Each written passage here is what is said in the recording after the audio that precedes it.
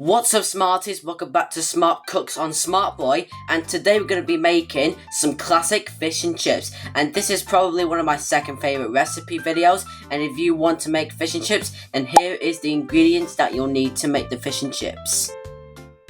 For the chips, step 1, you'll need to get 2 to 3 Maris Piper potatoes and cut them into, well, chips like these. Then the next thing that you need to do is rinse the pot with chips inside, then leave them to soak for 5 minutes. 5 minutes later, and now you can rinse the chips out, but you need to keep rinsing and rinsing them until the water is clear. Now the next thing that you need to do is fill the pan with water and then add a pinch of salt and half a teaspoon of vinegar, and then set the pan to gas 5. Then leave it in there until it gets to a simmer, and then when it gets to a simmer you need to turn it down to gas 3 and let it simmer gently for 10 to 12 minutes.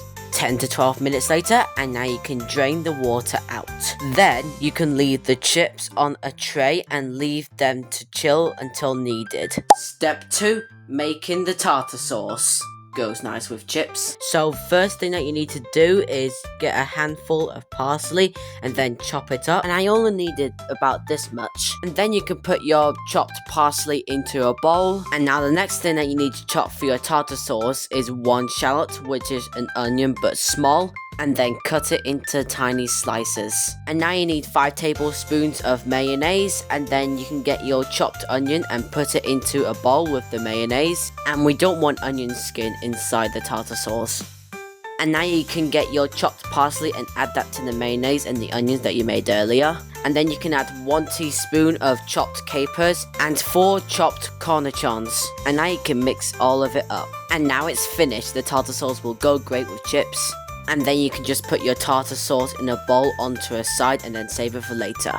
Step 3, making the batter. So the first thing that you'll need for the batter is 75 grams of self-raising flour and then a pinch of turmeric. And then you can add 125 grams of fizzy water. And then you can add 25 grams of cornflour, or cornstarch as you call them in America. And then mix all the ingredients in the batter. And then once you've done that, you can put it on the side and save it for when you need to do the fish. Step 4, cooking process of the chips. So first you need a pan about this big, and then you need 1 litre of sunflower oil and fill it in the pan. Then set it to gas 5, then wait for 2 to 3 minutes to heat the oil up, and then you can get ahead of putting your chips into the pan that you made earlier.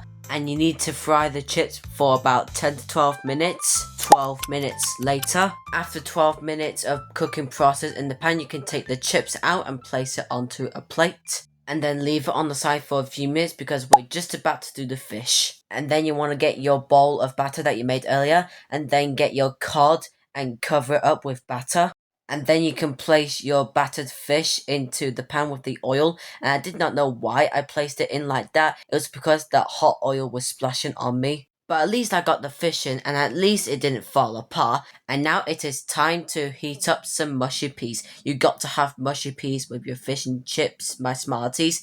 And you need to set it to gas 3, and you need to leave it in for like 3 minutes. And you need to make sure you flip the fish twice. 4 minutes later, and the fish is finally done, as well as the peas as well. And now here's my result of my homemade fish and chips. And of course, you got to add a little salt and vinegar as well. And that is how you make a homemade classic fish and chips. Now let's taste test the classic homemade fish and chips.